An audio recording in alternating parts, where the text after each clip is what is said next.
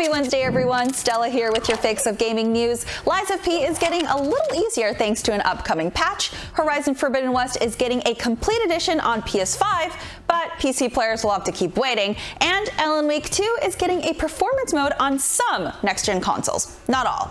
Let's get to it.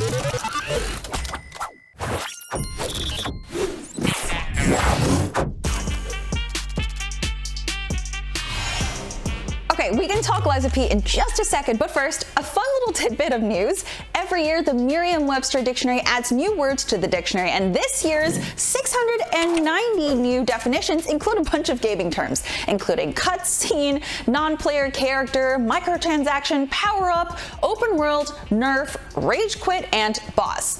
I don't know how boss wasn't already in there, but I guess 192-year-old literary institutions aren't really known for being hip on their gamer lingo.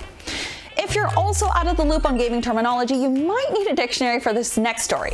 If you rage quit Lies of P, great news, they're nerfing some of the bosses. Posted on Steam, the patch notes for update version 1.2 contains a list of changes including decreased HP for the bosses Fallen Archbishop Andreas, King of Puppets' first phase, and Simon Manus. Certain field monsters are getting less hit points along with an increased change of stagger. Drop rates for star fragments have been decreased, but you'll find more ergo items and get higher ergo rewards for certain monsters after Lorenzini Arcade. Your Spectre will also have increased HP and damage. That's the AI-controlled NPC ally who can be summoned before most boss fights. So, if you're stuck on a boss who hasn't yet been patched, that could also help. There are also a bunch of tweaks to amulet weight, gold coin fruit harvest, and of course, your P organ. If that was a complete word salad, I'm really sorry, but TLDR, this hard-as-hell Soulsborne is now incrementally easier in certain areas. Souls fans are typically pretty happy when these games are really hard, but in this case, the subtle changes seem to be mostly welcome. For anybody annoyed that the game is easier, I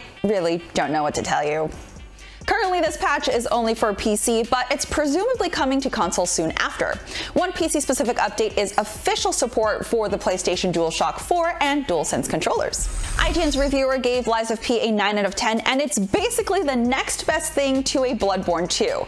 If you're curious, there's a free demo out on all platforms, and it's also on Xbox Game Pass. Since we're on the subject of some gamers getting things and some not, Horizon Forbidden West is getting a complete edition for PS5 that includes all the DLC.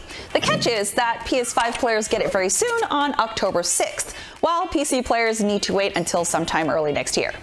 The complete edition will cost $69.99 and will come with the Burning Shores DLC, a digital soundtrack, digital art book, and Horizon Zero Dawn Volume 1, the Sunhawk digital comic book. In-game items you'll get are extra poses and face paint in the photo mode, new outfits, new weapons, the Apex Claw Strider Machine Strike piece, and resources pack. We really dug Horizon Forbidden West, giving it a 9 out of 10, while the DLC also got an 8 out of 10.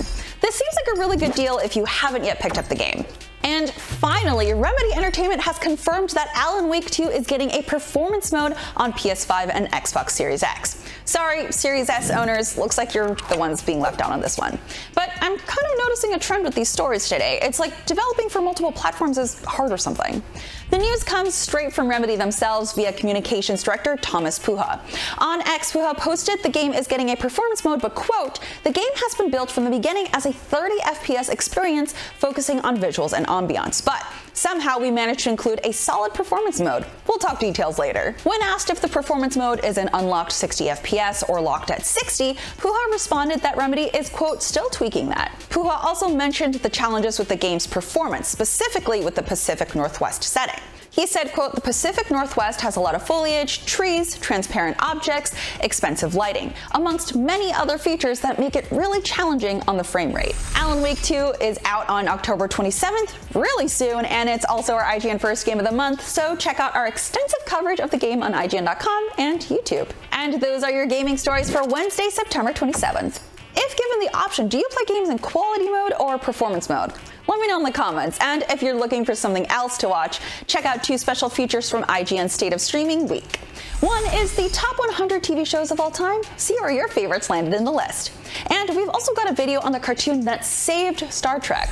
IGN's State of Streaming event lasts all week. I'm Stella Chung, keep on gaming, and I'll see you next time.